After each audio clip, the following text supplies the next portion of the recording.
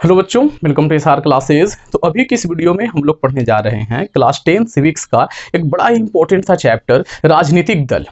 तो सबसे पहले जब हम लोग राजनीतिक दल सुनते हैं तो हमारे दिमाग में दो तीन पार्टियां निकल के सामने आती है, जैसे कि बीजेपी हो गई, कांग्रेस हो गई, है ना, आम आदमी पार्टी, सपा, ये सारी पार्टियां निकल के सामने आती हैं।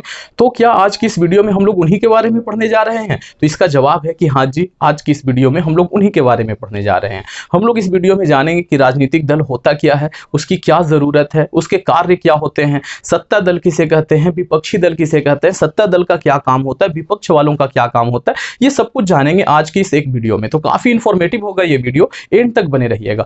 तो आगे बढ़ने से पहले उन बच्चों के लिए एक बहुत बड़ी खुशखबरी है जो कि मेरे से अक्सर कहा करते हैं कि सर नोट्स कहाँ से लें, या तो कुछ ऐसा बता दीजिए सर, कुछ ऐसा मटेरियल बता दीजिए जो कि नोट्स के तौर पे भी हो, साथ ही साथ कुछ रिवीजन भी हो जाए उसको देख करके, इसके अलावा हम टेस्ट भी दे पाए। तो ऐसे बच्चों के लिए एक खुशखबरी है, ओसवाल बुक्स ने एक बहुत ही अच्छा मटेरियल निकाला है जिसका नाम उन लोगों ने RMT कार्ड्स दिया है। ये कार्ड्स क्या करती है भाई, तो किसी भी चैप्टर को 3 हिस्से में डिवाइड कर देती है, ठीक है। एक कार्ड को कहते हैं वो लोग रिवाइज कार्ड, एक को कहते हैं मेमोराइज कार्ड, और एक को कहते हैं टेस्ट कार्ड। रिवाइज कार्ड आपको क्या करेगा, तो किसी भी चैप्टर का एक क्विक रिकैप दिखाएगा आपको कि इस चैप्टर के कौन कौन से इंपॉर्टेंट टॉपिक्स हैं, वो रिवाइज आपको हो जाएंगे उसको देखते ही, ठीक है बच्चों। तो बहुत ही अच्छा है ये चीज, आप उसको देखते ही पता कर सकते हो कि इस चैप्टर में कौन कौन सी चीजें हमें पढ़नी है।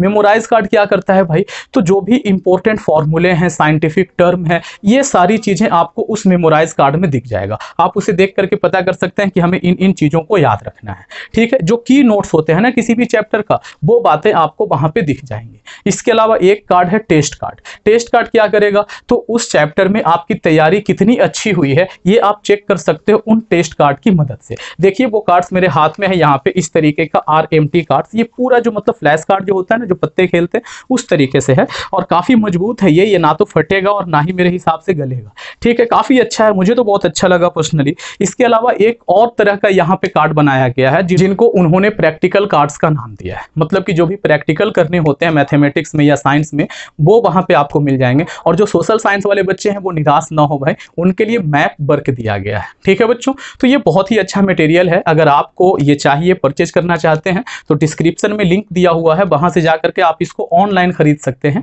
इसके अलावा ऑफलाइन भी आप जहां से चाहें वहां से खरीद सकते हैं। तो काफी अच्छा है ये कार्ड्स, मुझे तो अच्छा लगा। तो वीडियो का स्टार्ट करते हैं और सबसे पहले समझने की कोशिश करते हैं कि राजनीतिक दल कहते किसको हैं। डेफिनेशन से आगे बढ़ते हैं। तो देखिए उसका डेफिनेशन मैंने यहाँ पे लिख रखा है कि राजनीतिक सत्ता प्राप्त करने के उद्देश्य से चुनाव लड़ने वाले समूहों को क्या कहा जाता है, राजनीतिक दल कहा जाता है। फिर से सुनिए, राजनीतिक सत्ता प्राप्त करने के उद्देश्य से चुनाव लड़ने वाले संगठित समूहों को राजनीतिक दल कहा जाता है, ठीक है बच्चों। मतलब कि कुछ संगठित समूह होते हैं, संगठित समूह जो एक संगठन के रूप में कार्य करते हैं उसे क्या कहा जाता है, संगठित समूह कहा जाता है। और वो समूह चुनाव लड़ता है, किस लिए चुनाव लड़ता है, ताकि सत्ता की प्राप्ति हो। तो ऐसे संगठित समूहों को जो कि चुनाव लड़ता है उसे ही हम लोग क्या कहते हैं, राजनीतिक दल कहते हैं, ठीक है। एक दो कोई एग्जाम्पल हो जाए तो सबसे बड़ा जो एग्जाम्पल है वो क्या है भाई, बीजेपी है ना, भारतीय जनता पार्टी। इसके अलावा INC, इसका फुल फॉर्म आप लोग कमेंट करके बताना, ठीक है बच्चों। वैसे कांग्रेस का नाम है वो, मतलब शॉर्ट फॉर्म में उसे हम लोग लिखते हैं कांग्रेस को,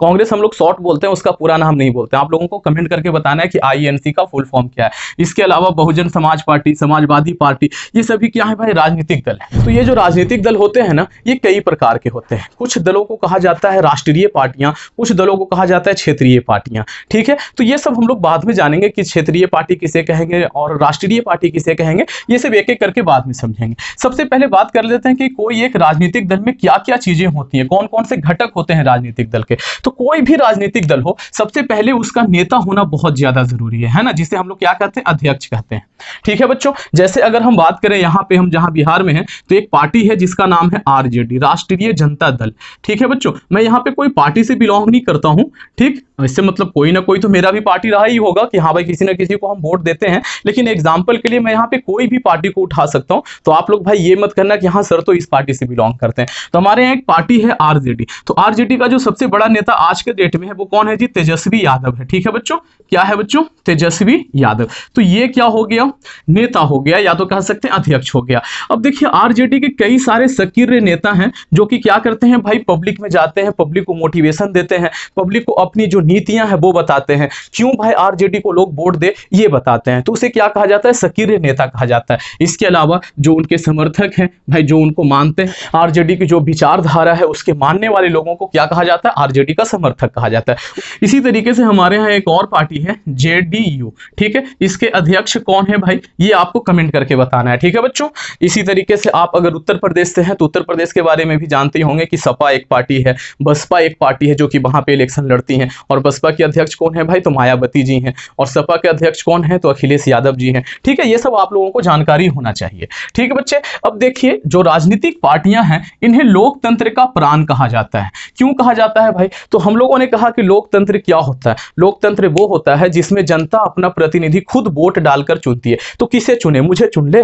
नहीं ना भाई, कोई एक पार्टी है, ठीक, कोई एक पार्टी बनी रहेगी और उस पार्टी का कुछ अपना सोच रहेगा, कुछ अपना एजेंडा रहेगा कि हाँ भाई हम इस सोच वाली पार्टी हैं, हमें देश को इस तरीके से आगे बढ़ाना है, हम जनता के लिए ये करना चाहते हैं। मतलब हर एक पार्टी का अपना एक सोच होता है, ठीक, और वो चुनाव के समय जनता के सामने इस सोच को रखती है और उसी सोच के आधार पर जनता को कहती है कि आप हमें वोट दो, ठीक है, और वो अपना प्रतिनिधि उतारता है। तो वो प्रतिनिधि किसी पार्टी से ही आ रहा है ना, अगर पार्टी ही नहीं रहेगा तो प्रतिनिधि कहां से आएगा? यानी कि जो चुनाव लड़ते हैं विधायक जी या सांसद जो हैं वो चुनाव लड़ते हैं, वो कहां से आएंगे, कौन सी पार्टी से आएंगे? उसके बारे में तो हम जानते ही नहीं है भाई कि ये कौन सी पार्टी से, इस पार्टी का सोच क्या है या इस व्यक्ति का सोच क्या है ना। तो अगर हमें मतलब ये है भाई कि कांग्रेस का कोई विधायक हमारे पास वोट मांगने आए तो हमें पता है कि कांग्रेस का सोच क्या है। कोई बीजेपी का विधायक हमारे सामने वोट मांगने आए तो हमें पता है कि बीजेपी की सोच क्या है ना। तो भाई उनका पहले से ही सोच हम लोगों को पता है, उनका विधायक आएगा तो हम लोग फट से बोल देंगे कि ऐसा सोच का व्यक्ति है, ठीक है बच्चों। तो देखिए वही मैंने यहाँ पे लिखा है कि जो लोकतंत्र का प्राण है ना वो क्या है जी? राजनीतिक पार्टियां ही हैं, क्योंकि राजनीतिक पार्टियां ही हैं जो अपने प्रतिनिधि उतारते हैं और उन्हीं को हम लोग वोट डाल करके क्या करते हैं? चुनते हैं। अगर राजनीतिक पार्टियां नहीं होती तो हम लोग वोट किसको देते? ठीक है, तो लोकतंत्र का प्राण कौन हो गया भाई? ये कई बार ऑब्जेक्टिव सवाल में पूछा गया है कि लोकतंत्र का प्राण किसे कहते हैं। तो किसे कहते हैं बच्चों? राजनीतिक दल को कहते हैं। अगर मेरी स्पीड आपको ज्यादा लग रही है तो आप स्पीड को कम कर सकते हैं, और अगर कम लग रही है तो आप स्पीड को बढ़ा सकते हैं। ठीक बच्चे, अब देखिए मैंने यहाँ पे लिखा है कि जितनी भी पार्टियां हैं सभी के अपने अपने कार्यक्रम होते हैं जो कि चुनाव के समय जनता के सामने वो पार्टियां रखती भी हैं कि देखिए हम ये करेंगे 5 साल में, अगले जो 5 साल आने वाले हैं अगर आप मुझे चुनते हैं तो हम आपसे वादा करते हैं कि हम ये करेंगे, हम ये करेंगे, हम ये करेंगे, हम ये नहीं करेंगे। कुछ ऐसे काम भी होते हैं जो बोलते हैं कि हम ये कभी नहीं करेंगे। ये सारे वादे वो क्या करते हैं? जनता के सामने करते हैं। ठीक है बच्चों, अब देखिए चुनाव हुआ, 2 या 3 पार्टियां चुनाव में उतरी, ठीक, तो जीतेगी तो कोई एक ही ना। तो जो पार्टी जीत जाती है उसे हम लोग सत्तारूढ़ दल कहते हैं। जीतने वाली पार्टी को, जिसकी सरकार बनती है, उसे क्या कहा जाता है? सत्तारूढ़ दल कहते हैं। और जो हार जाती है उसका क्या काम है भाई? तो वो सत्तारूढ़ दल वाले मनमानी ना करने लगे, उस पर अंकुश लगाने के लिए एक और दल का गठन किया गया है और उसे कहते हैं विपक्षी दल, जो कि हारा हुआ दल होता है। तो हारा हुआ दल है, इसका मतलब ये नहीं है कि इसकी कोई इज्जत नहीं है। ठीक है, हम लोगों को चाहिए जो मतलब जो जागरूक जनता है ना, वो हमेशा इलेक्शन में इस तरीके से वोट करती है कि जो जीता है उसको इतना ज्यादा मतों से मत जिता दो कि वो मनमानी पे उतर आए। विपक्ष को भी मजबूत रखना है ताकि सरकार के कामों पर वो लगाम लगा के रखे कि कुछ गलत ना करे। ठीक है, सरकार को हमेशा डर बना रहे कि अगर हमने कुछ गलत काम किया तो अगली बार विपक्ष हमसे ज्यादा सीट लेके आ जाएगा और उसकी सरकार बन जाएगी। तो भाई एक आदर्श लोकतंत्र उसे ही कहते हैं जहां पे सत्तारूढ़ दल और विपक्ष में बहुत ज्यादा अंतर नहीं हो, दोनों एक दूसरे से एकदम क्या रहे भाई? एक दूसरे से एकदम बराबरी का टक्कर रहे। ठीक है बच्चों, मान लीजिए कि ये 2 पार्टियां हैं, अभी इसकी सरकार चल रही है तो ऐसा नहीं हो कि एकदम कमजोर रहे। ठीक है, और अगर इसकी सरकार बनी अगली बार तो ऐसा नहीं हो कि इसको एकदम कमजोर कर दो। ऐसा रखना है कि दोनों बराबरी का रहे। ये काम करे तो ऐसा काम करे, इस डर के साथ काम करे कि अगर हम कुछ खराब काम करेंगे तो अगली बार इसकी सरकार बन जाएगी। ठीक है, इस तरीके से हमें सरकार बनवानी चाहिए। ठीक है बच्चों, आगे बात करते हैं कि लोकतांत्रिक व्यवस्था को व्यवहारिक रूप प्रदान करने की जिम्मेदारी किसकी है भाई? तो राजनीतिक दलों की है। ये बात तो मैंने अभी समझाया ही कि जो हम लोग कहते हैं कि हम लोग लोकतंत्र में जी रहे हैं, अपना प्रतिनिधि खुद चुनते हैं, तो ये जिम्मेदारी किसकी है? व्यवहारिक रूप से जनता के सामने, मतलब ये जो लाने की जिम्मेदारी है लोकतंत्र को, वो जिम्मेदारी राजनीतिक दलों ने उठा रखा है कि भाई लोकतंत्र हम लेकर के आएंगे देश में। मैंने अभी बहुत देर इस पे लेक्चर दिया कि लोकतंत्र को जनता के सामने सामने कैसे लाया जा रहा है, मतलब कि अपना प्रतिनिधि उतारता है और हम फिर उसी को चुनते हैं। ठीक है बच्चों, अब हम लोग आगे बढ़ते हैं और ये समझते हैं कि राजनीतिक दलों के कार्य क्या है, ये कौन सा कार्य करती हैं। तो जनता को शिक्षित करने का कार्य है भाई। शिक्षित करने का कार्य क्या है भाई? तो ककहरा पढ़ाएगा, ABCD पढ़ाएगा? नहीं, जनता को पॉलिटिक्स के बारे में बताएगा, राजनीति के बारे में बताएगा। ठीक है कि देखिए राजनीति बहुत ज्यादा जटिल नहीं है। आप जो समझते हैं कि राजनीति बड़ा खराब चीज है, बहुत गंदा चीज है, बुरे लोग इसमें होते हैं, तो ऐसा नहीं है। राजनीति अच्छी चीज है, अच्छे लोग भी राजनीति कर सकते हैं, राजनीति में आकर के लोगों का भला कर सकते हैं। ये सारी बातें बताने की जिम्मेदारी किसकी है? राजनीतिक दलों की है, ताकि वो जनता को क्या कर सके? जागरूक कर सके, और जो अच्छे लोग हैं वो राजनीतिक पार्टियों में जाकर के क्या हो सके? शामिल हो सके और जनता की भलाई कर सके। ठीक है बच्चों, तो जनता को शिक्षित करने की जिम्मेदारी किसकी है? राजनीतिक दलों की है। इसके अलावा और वो क्या करेंगे? चुनाव लड़ेंगे, तो चुनाव लड़ने की जिम्मेदारी भी किसकी है? राजनीतिक दलों की है। और अगर वो चुनाव लड़े और जीत गए तो फिर सरकार बनाने की जिम्मेदारी है उसकी, और सरकार बना लिए तो उसको चलाने की भी जिम्मेदारी है। ऐसा नहीं कि सरकार बनाने को बना ली और हमसे चल ही नहीं रहा, एक छोटा सा मसला आ गया हम फंस गए, ऐसा नहीं है। हम हर एक दुश्वारियों को, हर एक परेशानी को क्या करते जाएंगे? पार पाते जाएंगे। ठीक है, इस तरीके की सरकार बनाएंगे। ठीक है बच्चों, तो सरकार बनाया और उसको चलाया। अब आगे बढ़ते हैं और ये जानते हैं कि आगे क्या क्या इसका कार्य है। तो सरकार बन गया एक पार्टी का, तो दूसरी पार्टी, एक ही पार्टी तो इलेक्शन में नहीं ना थी, बहुत सारी पार्टियां थी। तो दूसरी पार्टियां क्या करेंगे? तो वो विपक्ष की भूमिका निभाएंगे। विपक्ष क्या होता है? अभी मैंने बताया, जो हारी हुई पार्टी होती है उसे क्या कहते हैं? विपक्ष कहते हैं। ठीक है बच्चों, अब वो क्या करेगा? विपक्ष क्या करेगा भाई? तो विपक्ष ये करेगा कि सरकार मनमानी न करने लगे। किसी को अगर आप पावर दे दोगे ना तो उसके अंदर थोड़ा सा घमंड आने का चांस होता है। अगर आप ही के पास थोड़ा सा पैसा आ जाए, बुरा मत मानना, ठीक है, बहुत से ऐसे होते हैं कि भाई अगर पैसा आ जाए तो उसका चाल ढाल जो है ना वो बदल जाता है। ठीक, पैसा निकल जाएगा तो फिर से वही पुराने जमीन पे आ जाएगा वो। तो ऐसा ना हो कि भाई जिसको सत्ता मिल गई, जो सरकार में आ गया, उसका चाल ढाल बदल जाए, वो मनमानी करना चालू कर दे। तो इसके लिए जरूरी है कि एक मजबूत विपक्ष रहे, जो याद दिलाते रहे कि भाई तुम तानाशाह नहीं हो, तुमको जनता ने चुना है। ठीक है, तो जनता के हित में फैसले करो, अपने हित में फैसले करना मत स्टार्ट कर दो।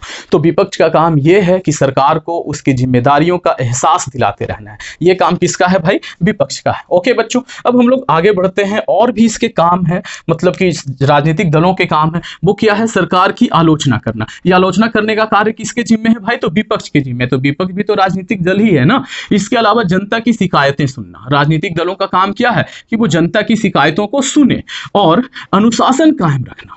मतलब कि देश में अनुशासन बनाए रखना किसका काम है? राजनीतिक दलों का है। ना सिर्फ देश में अनुशासन बनाए रखना, बल्कि राजनीतिक दल के अंदर भी अनुशासन बनाए रखना राजनीतिक दलों का ही काम है। बहुत सारे राजनीतिक दल ऐसे हैं जिनमें अंदर ही अनुशासन नहीं है। वो अध्यक्ष की बात नहीं सुन रहा है, जनता की बात नहीं सुन रहा है। कोई मतलब नेता ऐसा उद्दंड है, या तो मतलब बहुत से नेता ऐसे भी होते हैं, अभी मैं आगे चल के बताऊंगा, जो कि दबंग प्रवृत्ति के होते हैं। तो वो किसी की नहीं सुनते, ना तो पार्टी के अध्यक्ष की सुन रहे हैं, अपना मनमानी करवा रहे हैं। वो पैसा देते हैं इलेक्शन लड़ने के लिए। बहुत सा ऐसा आप लोग जो मूवी वगैरह देखते हो ना बच्चों, कि भाई कोई एक मतलब विलेन है और वो सरकार को क्या करता है, मतलब जो पार्टी है उसको पैसे देता है, करोड़ों रुपए देता है। अब जब इलेक्शन हुआ तो वो अपना मनमानी करेगा कि मेरा भाई ये जो आदमी है, इसको ये वाला मंत्रिमंडल दीजिए, इसको ये वाला पोर्टफोलियो दे दीजिए। ठीक है, ये सारा जो करवाता है, तो बिल्कुल ऐसा होता है। तो ऐसा नहीं होना चाहिए। ये अनुशासन बनाए रखने की जिम्मेदारी किसकी है? राजनीतिक दलों की है। इसके अलावा विद्रोह को दबाना। अगर देश के कोई हिस्से में विद्रोह हो रहा है तो उसको शांतिपूर्वक दबाने का कार्य किसका है? राजनीतिक दलों की है। ठीक है बच्चों, तो इतना हम लोगों ने समझ लिया। अब बात करते हैं कि ये जो राजनीतिक दल है इसकी आवश्यकता क्यों है? इसकी आवश्यकता क्यों है? तो जितने भी ये कार्य करते हैं उस काम को करने के लिए इसी की तो आवश्यकता है। हम और आप तो कर नहीं सकते, हम तो सरकार बना नहीं सकते ना भाई। ठीक है, हम तो एक आम नागरिक हैं, आप एक आम नागरिक हैं। तो सरकार कौन बनाएगा? राजनीतिक दल बनाएगा। तो सरकार बनाने के लिए हमें चाहिए कि एक राजनीतिक दल हो, है ना। तो आवश्यकता क्या है भाई? तो ये सारे कामों को करने के लिए राजनीतिक दलों की आवश्यकता है। ठीक है बच्चों, तो यहाँ पे बिल्कुल आपको वही बातें देखने को मिलेंगी जो हमने यहाँ पे लिख रखा है। तो देखिए राजनीतिक दलों की आवश्यकता क्या है? तो लोकतांत्रिक व्यवस्था को बनाए रखने के लिए जरूरी है कि हमारे पास राजनीतिक दल हो, वरना लोकतंत्र खतरे में पड़ जाएगा। ठीक है बच्चों। दूसरी बात, उत्तरदायी सरकार बने। उत्तरदायी मतलब क्या? जो उत्तर की दिशा में हो? नहीं भाई, जो हमारी बातों को सुने, है ना, हमारा उत्तर दे, हमारे सवालों का जवाब दे। वैसा सरकार बनाने के लिए राजनीतिक दलों की जरूरत है। राजनीतिक दल ही नहीं होंगे तो सरकार सरकार कहां से बनेगी, है ना बच्चों। आगे क्या है भाई, गलत नीतियों का विरोध करने के लिए राजनीतिक दल का होना बहुत ज्यादा जरूरी है। मान लो किसी ने सरकार बना ली और वो गलत नीतियां पारित करते चला जा रहा है, तो उसकी विरोध करने के लिए राजनीतिक दलों का होना जरूरी है, जो कि विपक्ष के नाम से जाना जाता है ना बच्चों। आगे बढ़ते हैं, आगे में लिखा हुआ है कि जनता की शिकायतें सुनने के लिए राजनीतिक दलों का होना बहुत ज्यादा जरूरी है। ठीक, तो ये कुछ राजनीतिक दलों की आवश्यकताएं थी जो कि मैंने यहाँ पे मेंशन किया है। इसके अलावा और भी आप यहाँ से देख देख करके लिख सकते हो कि ये जरूरतें हैं। ठीक है, जो भी ये काम करता है उस काम को करने के लिए राजनीतिक दलों की आवश्यकता है। अब देखिए आपके सामने एक छोटा सा टॉपिक है, इसके बारे में मैं यहाँ पे लिख नहीं सकता था, बस समझाना है। समझाना ये है बच्चों, पहले तो टॉपिक समझ लेते हैं कि राजनीतिक दलों में प्रतिस्पर्धा एवं लोकतंत्र। प्रतिस्पर्धा का मतलब होता है कॉम्पिटिशन, थोड़ा सा टफ सा हिंदी वर्ड है कॉम्पिटिशन। 2 या 3 राजनीतिक दलों में प्रतिस्पर्धा होना बहुत ज्यादा जरूरी है। प्रतिस्पर्धा से बहुत सारे फायदे हैं, जैसे देखिए आपको समझाता हूँ। बाजार में अगर एक दुकान रहे और वहां पे ये वाला पेन बिके, मैं जाऊं वहां से लाने, तो वो बोलेगा हम इसको आपको 20 रुपये में देंगे। अब भाई हमको पढ़ाना है ना, क्लास का टाइम हो रहा है तो हमको खरीदना पड़ेगा। लेकिन वही बाजार में 5 दुकानें रहें तो हम उससे खरीदेंगे ये 20 में, ये तो है 10 का। हम बोले भाई तू अपना कलम रख, हम जा रहे हैं बगल में, वहां ठीक दाम पे मिल जाएगा। तो प्रतिस्पर्धा होना चाहिए, कंपटीशन होना चाहिए, इससे जनता को फायदा होता है। लेकिन ऐसा नहीं है कि प्रतिस्पर्धा हर बार फायदा ही पहुंचाए। कई बार ऐसा भी होता है कि भाई प्रतिस्पर्धा के चक्कर में हम लोग गलत लोगों को या गलत चीजों को चुन लेते हैं। एग्जाम्पल देता हूं, कुछ ऐसी चीजें हैं जिनका एडवर्टाइज इतने अच्छे तरीके से कर दिया जाता है कि हम लोग उसको जाके खरीद लेते हैं और खरीदने के बाद पछताते रहते हैं कि ये हम खरीद तो लिए, इसका काम क्या है। ठीक है बच्चों, तो गलत एडवर्टाइज के चक्कर में पड़कर हम लोग कभी कभी गलत चीजें खरीद लेते हैं, तो प्रतिस्पर्धा के कारण ही ऐसा हुआ है। तो राजनीतिक दलों में भी ऐसा ही होता है। प्रतिस्पर्धा में इंसान कई ऐसे वादे कर बैठता है जिसमें हम लोग आ जाते हैं और आने के बाद हम भाई उसको चुन लेते हैं। बाद में हमको पता चलता है कि भाई ये तो जुमला था, हमारे साथ धोखा हो गया। ठीक, तो हम लोगों को इतनी समझ होनी चाहिए कि हम उनकी बातों को समझें, उनमें क्या बात झूठ है, क्या मतलब सच है, इन सब बातों की समझ हमें होनी चाहिए। और अच्छे लोगों की परख भी होनी चाहिए, हम परख सकें कि हाँ ये इंसान अच्छा है, ये इंसान सच्चा है, ये हमारे हक की बात करेगा, हमारे हक का बात करेगा वहां पे जहां पे लोग नेता लोग बड़े बड़े नेता लोग बैठते हैं, वहां जाके हमारी हक की बात उठाएगा। तो ऐसे लोगों को चुनना चाहिए, ना कि ऐसे लोगों को कि शाम में हमें दारू पिला दे, सुबह जाके हम उसको वोट दबा दें, है ना। ऐसा नहीं करना है। ठीक है बच्चों, समझ पा रहे हैं आप लोग। तो आप लोगों को कमेंट करके कुछ लोगों के नाम बताने हैं या कुछ ऐसे मतलब जुमले बताने हैं जो कि राजनीतिक पार्टियों ने हमारे साथ किया और बाद में हमें वो चीज कभी मिला नहीं।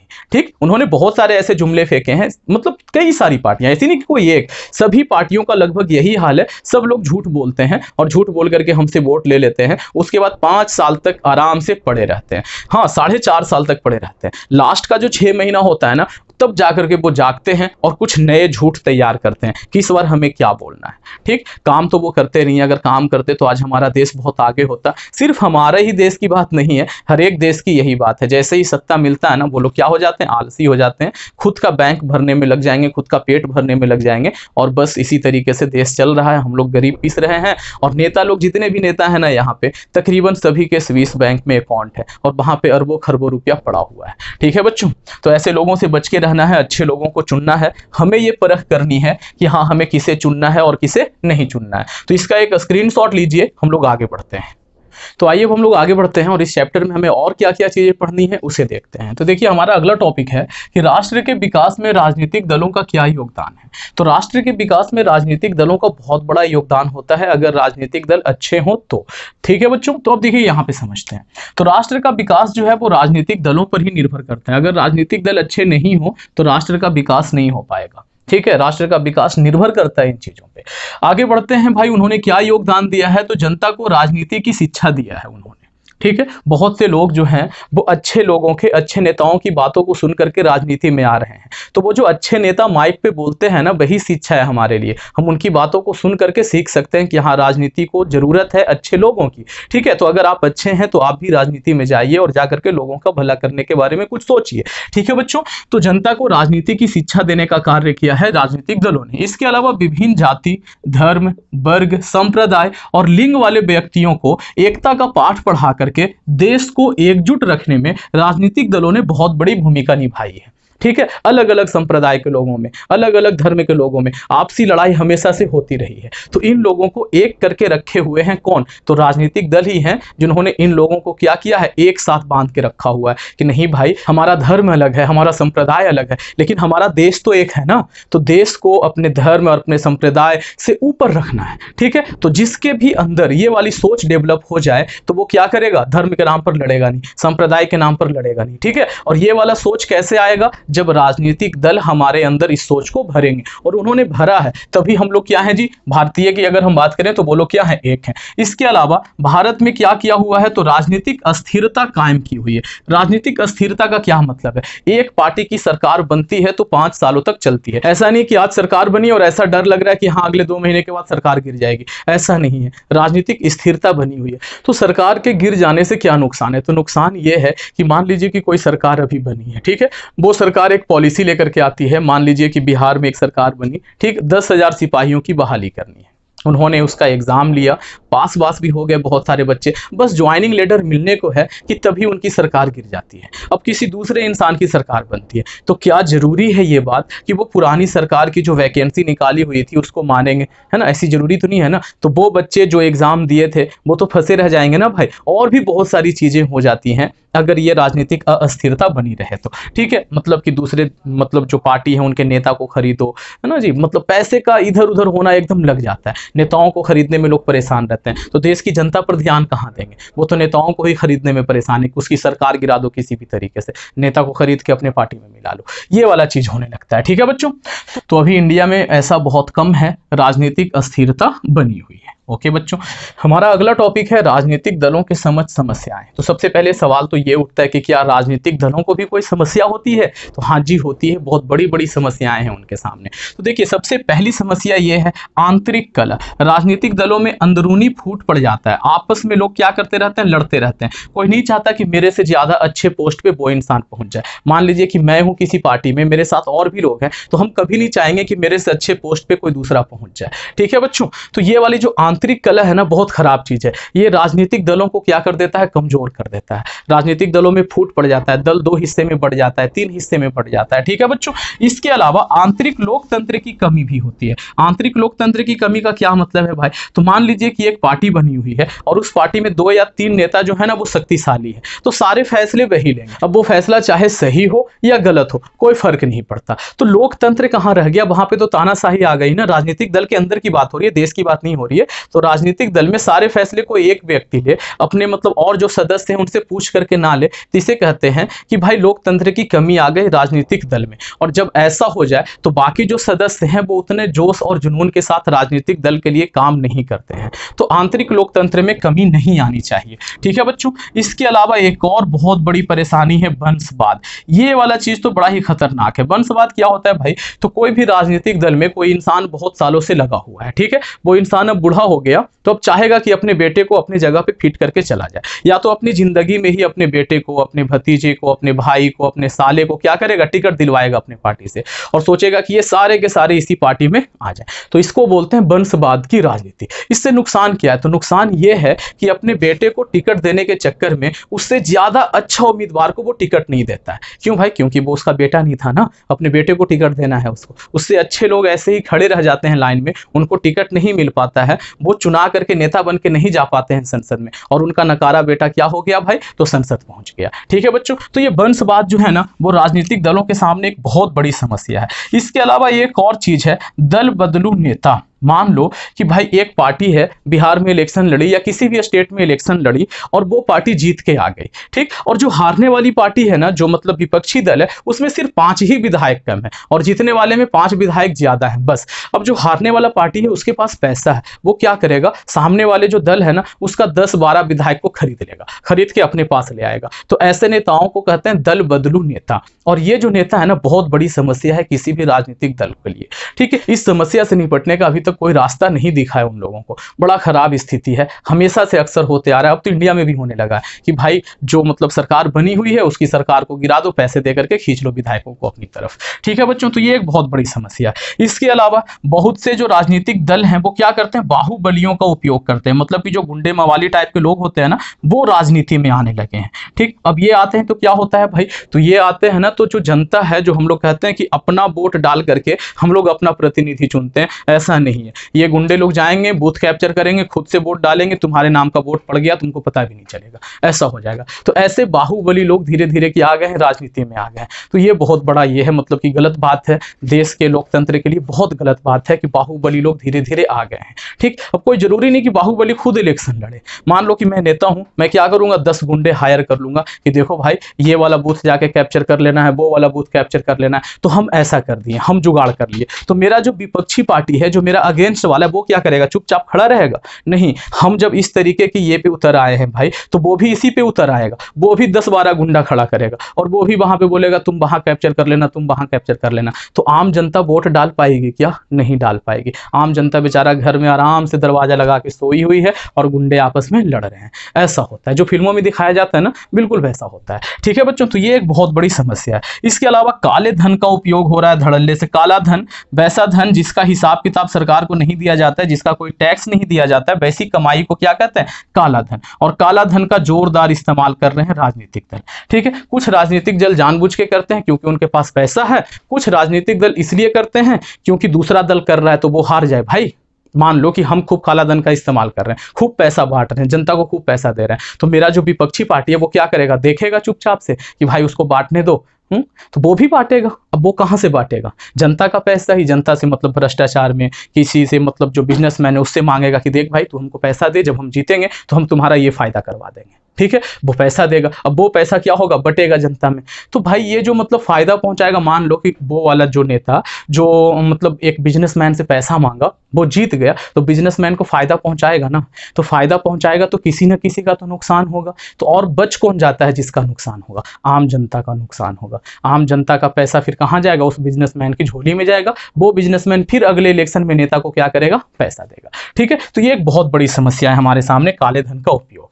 ठीक है बच्चों, अब बात करते हैं कि राजनीतिक दल कितने प्रकार के होते हैं। 2 प्रकार के होते हैं, एक को कहा जाता है राष्ट्रीय और एक को कहा जाता है राज्य स्तरीय। इसके अलावा क्षेत्रीय भी कहा जाता है। ठीक है बच्चों, तो राजनीतिक दल जो हो रहे हैं वो कितने प्रकार के, 2 प्रकार के, राष्ट्रीय और राज्य स्तरीय। अगर भारत की बात करें तो भारत में 6 राष्ट्रीय दल हैं और 42 राज्य स्तरीय दल हैं। ये कब की बात है भाई, कब के आंकड़े हैं, तो 2014 में जो आम चुनाव हुए थे ना, उसके हिसाब से ये आंकड़ा बताया जा रहा है आपको कि 6 राष्ट्रीय दल हैं और 42 राज्य स्तरीय दल है। ये कौन कौन है वो आपको नीचे बताया जाएगा। ठीक, अब देखिए इसके अलावा ये जो कई देश हैं, उन देशों में किस तरीके की दलीय व्यवस्था है। ठीक, बहुत सा ऐसा देश है जहां पे बहुत सारे राजनीतिक दल हैं, बहुत से ऐसे देश हैं जहां पर केवल एक राजनीतिक दल है, मतलब वहां अभी भी राजाओं वाली हिसाब है, और बहुत से ऐसे देश हैं जहां पर 2 राजनीतिक दल हैं। ठीक है, तो 3 तरह की पद्धति पाई जाती है मतलब देशों में राजनीतिक दलों को लेकर के। एक है, उसको कहा जाता है एक दलीय पद्धति। इसमें क्या होता है, केवल एक ही राजनीतिक दल होता है, आपको उसी में से किसी एक व्यक्ति को अपना नेता चुनना है। जैसे कि चीन में है इस तरीके की व्यवस्था, और अन्य कई साम्यवादी देशों में भी इस प्रकार की व्यवस्था पाई जाती है। इसके अलावा एक और व्यवस्था है जी, जिसको बोलते हैं द्विदलीय व्यवस्था, मतलब उस देश में 2 राजनीतिक पार्टियां रहेंगी, एक को चुनिए दूसरे को हराइए। ठीक, तो ये वाला व्यवस्था काफी अच्छा होता है, हम लोग पढ़ेंगे कि इन तीनों में से कौन सबसे अच्छा है, बाद में पढ़ेंगे। तो इस प्रकार की व्यवस्था कहां पाई जाती है, तो अमेरिका में, ब्रिटेन में इस प्रकार की व्यवस्था पाई जाती है। इसके अलावा एक और व्यवस्था है जिसे हम लोग कहते हैं बहुदलीय व्यवस्था, मतलब बहुत सारी राजनीतिक पार्टियां। ऐसा व्यवस्था कहां पाया जाता है, तो भारत में, फ्रांस में, पाकिस्तान में इस प्रकार की व्यवस्था पाई जाती है। ठीक है बच्चों, तो ये हो गया कि हाँ भाई दल के आधार पर देश कितने हिस्सों में बांटा जा सकता है। इसके अलावा ये जो 6 राष्ट्रीय पार्टियां मैंने यहाँ पे बताया है वो कौन कौन से हैं, तो भारतीय जनता पार्टी, कांग्रेस, इसका पूरा नाम आपको बताना है, राष्ट्रवादी कांग्रेस पार्टी, रांकपा जिसको बोलते हैं, इसके अलावा बीएसपी, बहुजन समाज पार्टी, इसके अलावा भारतीय कम्युनिस्ट पार्टी, और साथ ही साथ मार्क्सवादी कम्युनिस्ट पार्टी। ये 6 पार्टियां हैं जिनको राष्ट्रीय पार्टी का दर्जा मिला हुआ है। इसके अलावा बाकी सभी पार्टियां जो हैं वो क्या हैं, राज्य स्तरीय हैं या तो क्षेत्रीय पार्टी हैं। तो उम्मीद करता हूं कि आप लोगों को ये चीज़ें समझ में आई होंगी। तो इसका एक स्क्रीनशॉट ले लीजिए और चैनल पे अगर नए हैं तो चैनल को सब्सक्राइब कर लीजिए, वीडियो को लाइक कर लीजिए और अपने दोस्तों में शेयर करना तो बिल्कुल नहीं भूलना है। Thank you, thanks for watching. बने रहिए SR क्लास के साथ।